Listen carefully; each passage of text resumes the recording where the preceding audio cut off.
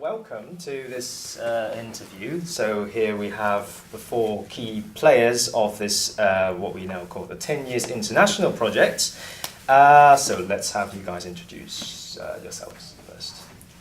I'm Ka-leung, one of the producers, and it is the also is one of the original Hong Kong versions director. Mm-hmm. Yeah, it's a local egg. Local egg. Yes, I like that one a lot. Yeah, thanks. I'm Choi. I'm the one of the producer for the 10 Years International Project, as well as the original Hong Kong 10 Years producer. Yeah. Right. My name is Felix Tsang. I work for Golden Scene, which is the international sales representative for the original 10 Years Hong Kong, and I'm also one of the producers of the 10 Years International Project. Right. Hi. I'm Lorraine Ma. I came on as one of the producers for the 10 Years International Project in 2016. Okay, so let's have a bit of background first for those of us who are probably not aware of what 10 years is. So this 10 years project started as just one film in 2015. So we now call it the Hong Kong version of the 10 years project. And then in 2018, we had the version from Thailand, and then in Taiwan, and then in Japan. The Thailand one premiered in Cannes, is that right? In May, and then the Taiwan one in the Taipei Film Festival in June/July, and then the Japan one just recently in Busan in October.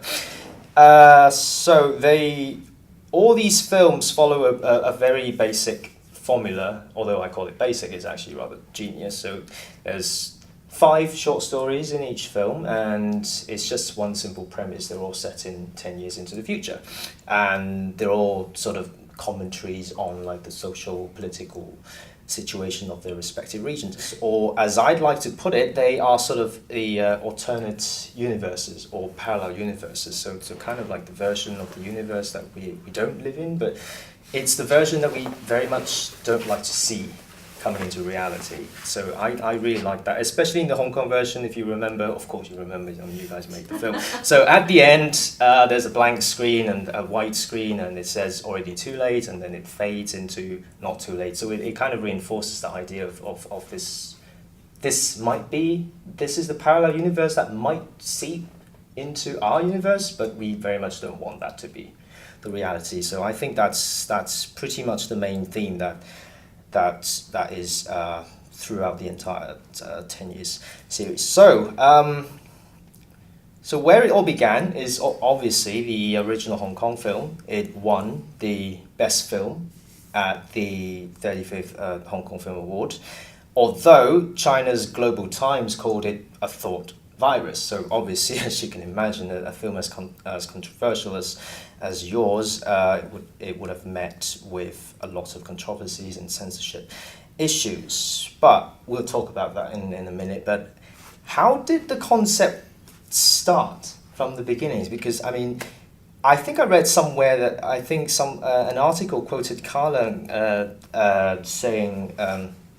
You got this idea before the Umbrella Movement, although a lot of people, having watched the original Hong Kong version of 10 Years, would assume that the film was directly inspired by the Umbrella Movement, but you actually said the idea came before that. So could you tell us a bit? 最早嘅時候嗰個概念其實係比雨傘運動早，我諗成1年多，我諗大概係，因為其實嗰陣時我哋最主要係諗香港有冇機會有改變出現，即係望到香港即係過去由回歸到即係過去10年啦，香港嘅變化啦，即係見到嗰個無論政治啊，無論成個社會嘅氣氛啊狀態啊，都覺得係再一路咁樣走落去咧係好辛苦嘅，即係作為一個香港人睇住呢種有啲我哋好珍貴嘅所謂香港嘅某啲價值，某啲我哋堅持嘅一啲信念啊，但係慢慢好似消失咁。咁嗰陣時個意念就係純粹問一啲好簡單嘅問題，就係香港會唔會有機會改變咧？有冇一個改變嘅機會出現咧？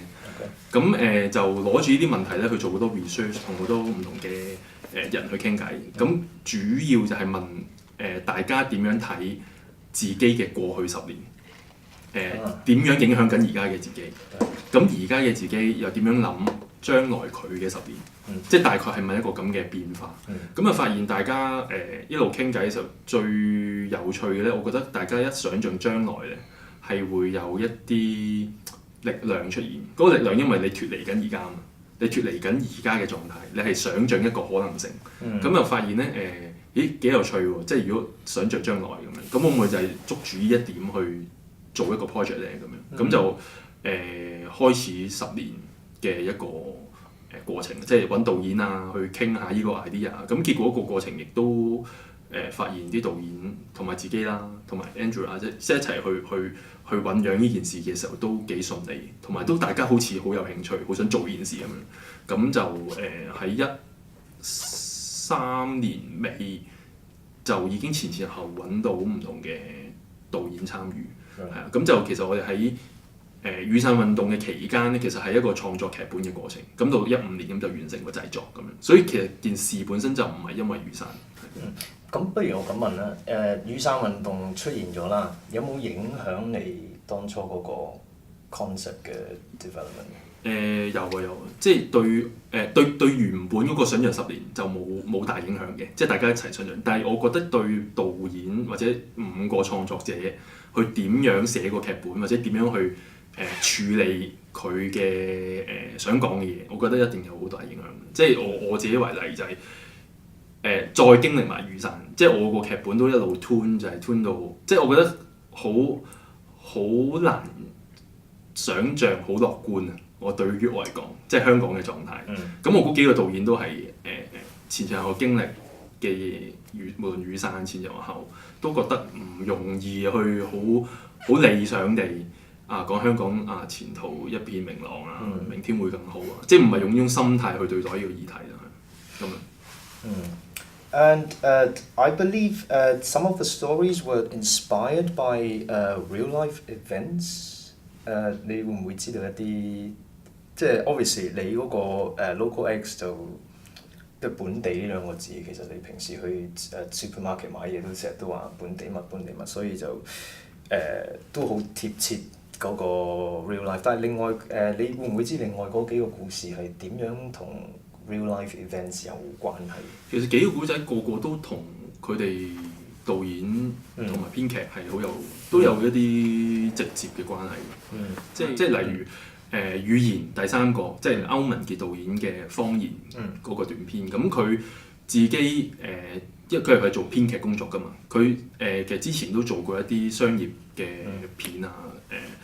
而佢好經歷就係如果要寫香港本土嘅電影，如果要寫一啲劇本係迎合大陸嘅，係佢反而係要揾一啲講普通話嘅人去幫佢一齊去寫啊，或者佢問翻人哋依個講法係咪咁樣啱啊咁樣，即係佢所以佢對語言都覺得香港嘅廣東話點解我哋明明係港產片，但係或者我哋講緊嘅母語係廣東話，但係點解好似喺香港呢個狀態底下，好似慢慢都被邊緣化嘅咧咁樣，即係同埋都做好多 research 即係國內點樣對待方言，點樣對待普通話咁樣。咁即係我估幾個古仔都會有對我哋生活上都係有啲好直接影響。Should we move on to like the production history? I mean, one of the very interesting things is that it was really low budget, so $600,000, roughly 76,000 US. So as producers, what have been your jobs in like maintaining the costs low, or did you meet with any difficulties during production? Well, first of all, we only have actually $500,000. Oh, really? Yeah. Okay, so my information is wrong.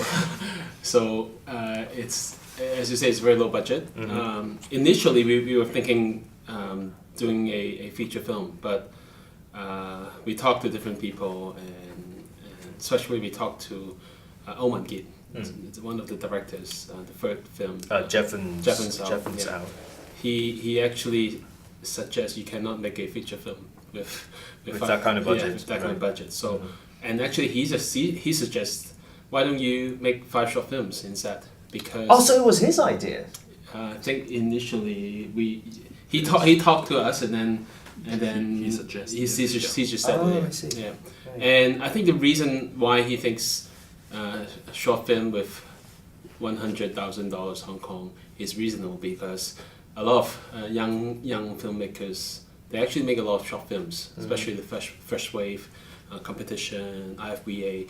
They're familiar with the short film format, and the budget is reasonable for not for feature film, but for short film is reasonable. So I think that's why we kind of agree with what he suggested, and we went for the five short films idea. So basically, we just gave them $100,000 Hong Kong for the production, and if they are over budget, we told them we will not give you extra money. So I think that's how we work out. So yeah, that's it. So as Ka-leung said, we don't really face that a lot of difficulties when we make the film because no one knows us at that time. So Yeah, that's true. That's one of the defining characteristics in the 10 years series of films, because they are mostly directed by, I mean, with the exception of the Thailand one with Aditya. Abhijapong Diraseta Kun. So except for him, you guys are pretty much up and coming filmmakers. So that's one of the, I think that is one of the defining characteristics of, and what makes it quite so attractive as a film series. And as you said, this is also how you keep the costs low. You had a low budget, but the turnover was exceptional because again, this is from my information here. The box office got 6 million Yes. Hong Kong dollars, so it's 12-fold from the original budget. But the distribution wasn't quite so plain sailing, shall we say. I mean, first of all, you only got like 3 cinemas who were willing to show the Well, film. initially there's only one cinema, Right. Broadway Cinematic, who showed the film. I think for the first couple of weeks, but and initially there was another distributor who was helping us to do the film, but after the release, I think less than 1 week, they decided not to be our distributor. So we kind of distributed by why? ourselves. No. Yeah, we kind of know the reason, but they Yeah. didn't say why. And so we kind of self-distribute the film. I mean, theatrically. And it was later on that we met Golden Scene. And okay. Golden Scene helped us to do the international release. So in Hong Kong, we started with 1 cinema, and I think at the most we have 7 cinemas showing.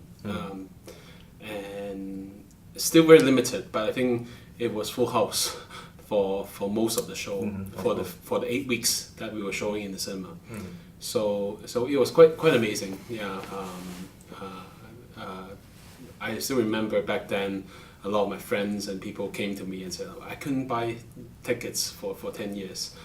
Where can I watch the film?" Yeah. So that was the situation for when releasing the film. Yeah.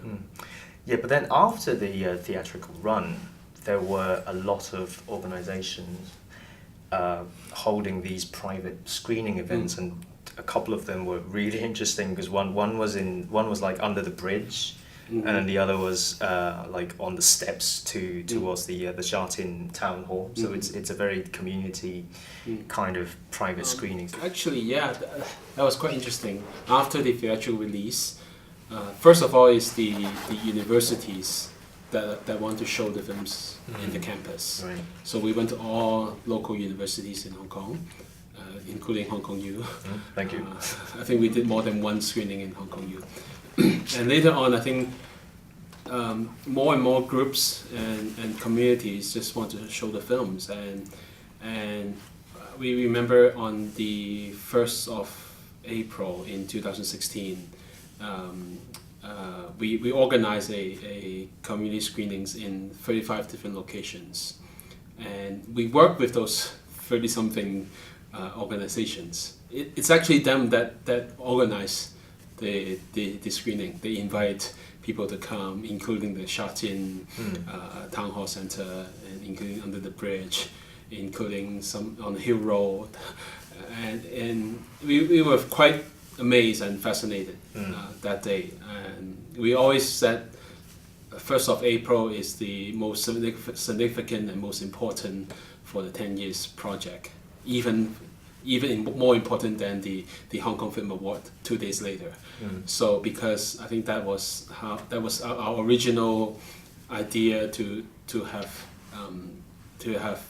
audience to watch the film and discuss and really feel about the film. So Right. What was April the 1st? I couldn't quite understand what was. it was a synchronized sort of synchronized screening of Oh, so 30 all something. 35. 25 on happened that at the day. same time. On that right. day. Right. Yeah. Wow. On that day. Yeah.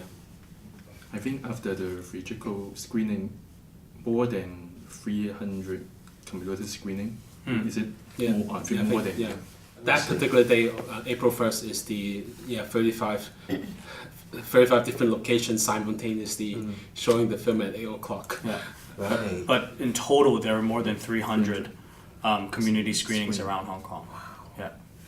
Well, I suppose, I mean, that kind of phenomenon came about because people were inspired by the film and they just wanted more people to watch it. So that's basically, I mean, as positive a reaction as you could, I mean, hope to get as filmmakers. So, I mean, later you moved on to international film circuits, film festival circuits. What was the reaction over there? Well, maybe Felix can share about it because No, it's Golden Scene that helped us to distribute to all, I think 30-somethings international film festivals. Yeah. 香港以外嘅電影節就係大阪亞洲電影節，係啦。咁嗰陣時我哋都未攞獎，我記得未攞香港金像獎。咁但係嗰陣時個反應都十分之好，我記得場場都爆啦，應該3場 screening 都係 full house 咁樣，同埋係好多觀眾睇完之後都好想可能簽名啊，或者Q&A 啊，好多問題咁樣。咁但係最深刻其中就係有即係 Q&A 嘅時候咧，咁有一位伯伯舉手，咁就呢一個畫面都幾影響我哋及後成個10年國際嗰個 project， 即係有影響，就係有個伯伯咁佢舉手，佢就分享佢話睇完香港10年之後咧，其實佢對香港嘅狀態即係都唔係太清楚，咁但係咧套戲就令佢想像日本嘅10年，佢哋自己國家嘅10年，因為佢自己嘅將來究竟係點咧？佢自己又經歷過世界大戰啦，佢又覺得而家嘅日本好似想走翻去一個戰爭嘅狀態，咁佢又好擔心咁樣，咁佢就分享一個咁嘅短嘅一個片段。咁我無論係我哋自己或者我諗導演，其他導演都係一齊都感覺，咦好有趣，因為香港10年本身就係一個好本土、好香港處境嘅一套電影嚟嘅。咁但係去到外地咧，原來即係人哋對觀眾嘅刺激係可以令佢哋去想像佢哋嘅10年，或者佢哋嘅地方嘅將來咁樣。咁都覺得我哋嗰陣時都會有一個諗法啊，會唔會有其他版本有機會可能發生咧？咁但係都係一個好嗰陣時覺得好天馬行空，同埋唔覺得有可能發生嘅事。咁但係喺嗰個電影節度就出現咗一個咁嘅情景，都好深刻係。咁個反應都好好。咁可能 Felix 講。In April of 2016, 10 years was showing at the Udine Far East Film Festival, and Ka-leung was there, I was there, Lorraine was there. Lorraine was there at another capacity with another company, and I was there representing the film with Ka-leung. And we were just, after the screening, the reaction was really positive, and people were crying and everything and talking to us. And a Japanese producer called Miyuki Takamatsu, she came up to us and she was talking about it, and she was talking about she was very serious and saying we should make a Japanese version, like with Japanese directors and Japanese stories, And at that point we were just at a coffee shop or something. We were saying maybe this is something that can be done, and we were asking like our lawyer friends about like, you know, franchising rights and like whether whether this concept can be copyrighted, all of that stuff. So I think the sort of first step into very serious getting this production made was, you know, it all started in Udine at the Udine Far East Film Festival. But you know, after that, 10 years, the original Hong Kong film has been showing in more than 30 something film festivals around the world, in Asia, Europe, North America, and you know, the directors sometimes travel to them, sometimes they don't, but it really sort of hit it off after it won the Best Film Award at the Hong Kong Film Awards, and sort of this whole controversy of China saying that this is a thought virus, this sort of thing, and I think that's sort of attractive to different festivals around the world, you know, or at least festivals that aren't, you know, super influenced by the Chinese or don't really have any Chinese sponsors or anything, because we've had experiences where like let's say I can just say it here, for the New York Asian Film Festival, they were very happy to have us, and they actually originally wanted to invite all of the directors, all 5 and Andrew, to attend the festival and give like an extended Q&A and everything. But then one of their big sponsors is the Hong Kong ETO in New York, which is the Hong Kong Economic Trade Office, Right. and this is their financial support for Hong Kong films in the festival, and so they received news from them that basically they will not provide any financial support for this film, for showing 10 years at the festival, and you know, they don't need to have a reason, they just don't want to give the money. And but usually they do. If it's a Hong Kong film, then they usually just sponsor the director's flight, or they sponsor the hotels or everything to you know, promote economic trade, you know. And the festival director was quite unhappy about that, and he wanted to make sure that all of the directors went. So then they used their sort of like other budget and made it happen. That was also a very important festival, because that was the first festival where all 5 directors and Andrew were there. So we really do have to thank New York Asian Film Festival for having us there. And besides that, the film traveled for almost 2 years to different festivals around the world. We should move on to the 10 years projects in other regions. Yeah. How did those come about? Because I mean, we already heard the Japan version, but then where did Thailand and Taiwan come in this whole project? For the Thailand one, we worked with a producer called Aditya Assarat.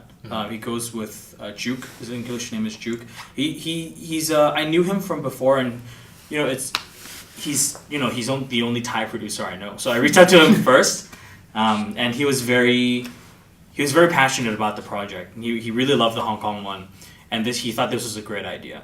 And you know, in different Q&As that we've done, we talked about how each region had its own like personality. It seems like it took a form of its own, and the Thailand one is one that was quite easy, in a sense that Juke just found 4 great contrasting directors with very different styles. Well, he found 3 because he's one of them. Okay.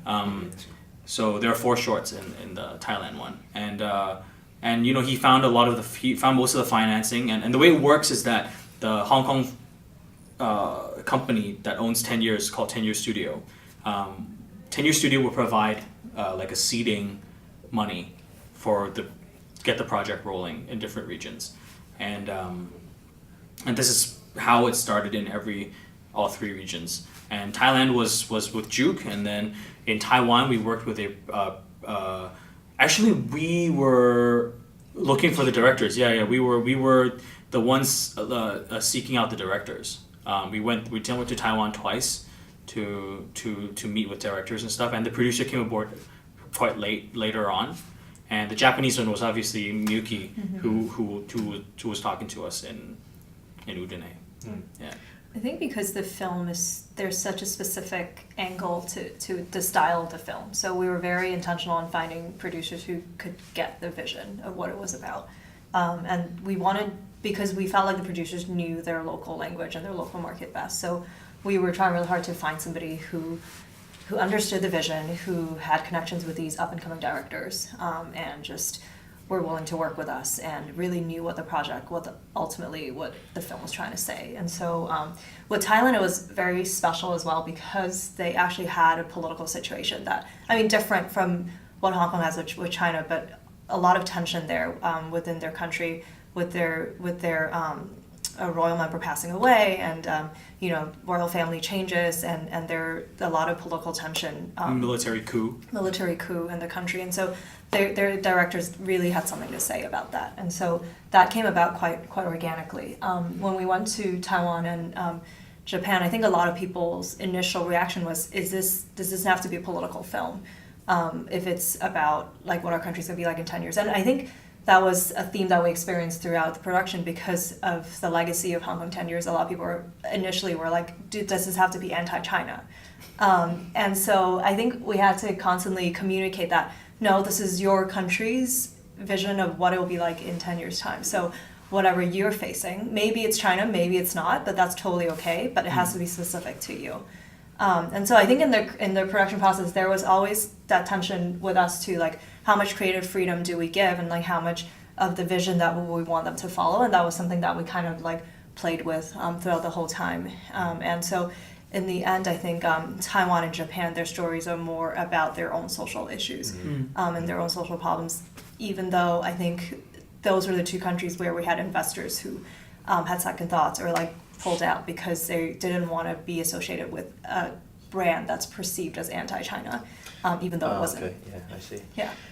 Right, so from what you guys have said, am I right in saying you didn't initially have the idea to branch out internationally until the Japanese producer came to you, and then you had that idea of branching out internationally, and then you went to well the seed Taiwan. the seed was planted in Osaka, but then it sort of we started working on it after Udine. Mm-hmm. Yeah. Well, I mean, it was that conversation in Udine with Miyuki Takamatsu, who later became a Japanese producer. But then we had the conversation. We actually sat down and talked about, hey, like, is this in line with what we wanted to do? Because I think Ka-leung mentioned that after 10 Years Hong Kong came out, there were some audience members who came up to him and said, would you do Hong Kong 20 years or 30 years? And he thought that was kind of meaningless because, it's and I think more or less the same. we had a meeting, four of us, Yes. after Udine. after their the conversation in Italy, and then since I was not there, so we all came back and we had that we had a chat conversation. and said, why don't we do it? And And that's why we invite you two as producers. Yeah, and I think for this the is where international Felix and project. I felt like we could really jump in and help out because we knew some of these people and could connect, like find producers in other countries. Right. But the countries themselves were not set, like as in we didn't have in mind we're going to do Taiwan, we're going to do Japan, Japan kind of, but we didn't have it set. Right. Yeah. Okay, so I suppose the obvious question would be, what's next? Well, I would say they're really just coming out. The films are just coming out. Japan one released in November. Thailand one released a couple of weeks ago. And the Taiwan one is going to come out in January. So the sort of distribution has only just started for these three international films. So but we have everybody keeps asking us, do we have future plans and everything. I think a good idea would be to do like a 10 years Korea. We have been speaking to some producers in Korea to see if they're interested. We do have a producer who's very interested, and she's very slowly working on it. But I feel like if we do a Korean one, we need to address the North Korean problem. Yeah. Not problem, but like the issue that's there, and we need to get a North Korean perspective on it. So I don't know how that's going to be done, but I feel like that's definitely something that we should be doing. 即係正等於我哋當初拍完香港10年，其實好多人問我哋會唔會拍續集啊，會唔會拍20年啊、30年啊咁。咁其實喺我哋自己或者即係我自己或者團隊都覺得其實我哋自己唔好中意呢種續集或者叫食住第一陣嘅即係一個所謂成功或者一個反應，咁就再拍，咁就即係好商業嘅一種運作嘅。咁可能我哋都相信，如果拍20年都可能會有效果，但係我哋自己唔想咁做，咁又即係諗緊啊，如果要延續10年。當初嘅點樣係一個靚嘅延續咧？咁結果就出現咗即係3個地方嘅版本，係咁國際版。咁我覺得呢個係一個幾靚幾好嘅一個延續。咁但係亦都跟住又有人問啦，即係啱問，即係你哋會之後會點啊？其實我哋都會諗，如果又好似又複製翻，即係個個國家有佢嘅繼續有一個版本咁又好似又冇一個突破喺裏邊。即係對於我哋呢個延續，又唔係一個比較好嘅一種延續方式，會唔會有啲再好玩啲，或者再有創意啲嘅出現咧？咁啱 Felix 講嗰個南北韓嘅狀態，好似係，但係都唔肯定我哋，即係究竟點樣會做再有下一步咧？咁我覺得對於我哋呢個 project 嚟講，我哋唔係淨係一個商業嘅運作底下，我哋係好想做一啲即係新啲嘅有趣嘅嘢。咁我哋應該點樣再做下一步？其實一種摸索緊咯，仲諗緊Does it have to be Asia? No, Do you have no. plans to- I would love to do like a 10 years. I think UK would be interesting. Yeah, as a I've been Brexit. thinking of UK as well. I mean, 'cause US of would definitely be interesting. Yeah, I think it's a concept that's very applicable in a lot of places. Somebody talked to us about Argentina. Yeah. Okay. We're open. Yeah. Wow. It's just that it just made sense to reach out to neighboring countries or countries that are near us for this sort of first step. But we are definitely open to different countries. Some people asked us if we want to do a 10 years China. That would be super interesting, actually. I would love to. But, 其實我都會諗例如我哋幾個地方，特別係泰國同日本，我覺得有一個對10年呢個 project 好有熱誠、好有 passion 嘅一個監製出現係好重要嘅。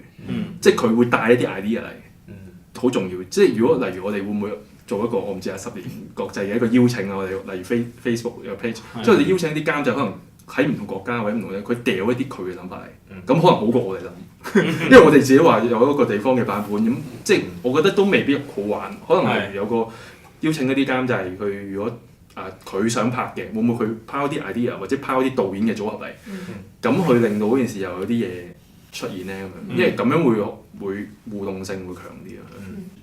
Anything you guys want to add at this point? Any comments or any wishes you wish to make for the future of this 10 years international I think project? I just want to make one more comment. I think all the international projects, Thailand, Taiwan, and Japan,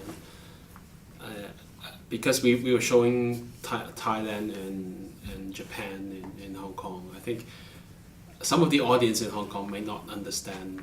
For example, in Thailand, Abichabang stories, no one understands. Yeah, that one's very subtle. I think my point is, I think the most important is to be more successful, or so-called more be discussed in their own country. For example, we really would love to have 10 years Thailand to be discussed among the Thai people, Thai community, and they did a premiere in Thailand 2 weeks ago. There is filmmakers, politicians, communities people, church people, religious people. So I think it's interesting. So I think 10 years films are not just for so-called moviegoers or movie lovers. Sure. They are for more social. They care about the society. They care about politics. Those people are interested as well. Same in Hong Kong. I think the reason why Hong Kong is so popular is we kind of attract people outside of just the cinema goers to watch the film. So really hope, for example, in Japan, they already released the film more than a month. They attract different people to come to watch, and we really hope in Taiwan as well. We really hope not just in cinema, but maybe in local communities, in universities. We want to do that kind of screenings because, as Khan said, we are not a commercial production. It's more about the impact to the society and to the community, and I think that's one of the more important objective of our films. Yeah, I think something that we really want to emphasize is the engagement with the local community, and because it's sort of like us seeing the 10 years Thailand or 10 years Japan and everything, it's sort of like our gateway to sort of seeing what those countries are going through. But if you take like a step back to see the Hong Kong one, the third short about Cantonese, the conflict between Cantonese and Mandarin, it's quite hard to get if you don't speak those two languages. Because if you're a person who doesn't read Chinese or doesn't understand there's a difference between Cantonese and Mandarin, subtitles are just in English for you. So you don't really get that dynamic of the difference. Or about the pride or the ownership that Hong Kong people feel with Cantonese and how much it means to us as a language. And that we are sort of having to switch to Mandarin now. And that's a very local thing. It's a very centralized sort of issue that's just for Hong Kong people, really. It might be applicable somewhere, the same concept. Maybe there's Taiwanese, like they speak this Hokkien? No? Is it? They speak Hokkien over there. And Minnan. Yeah.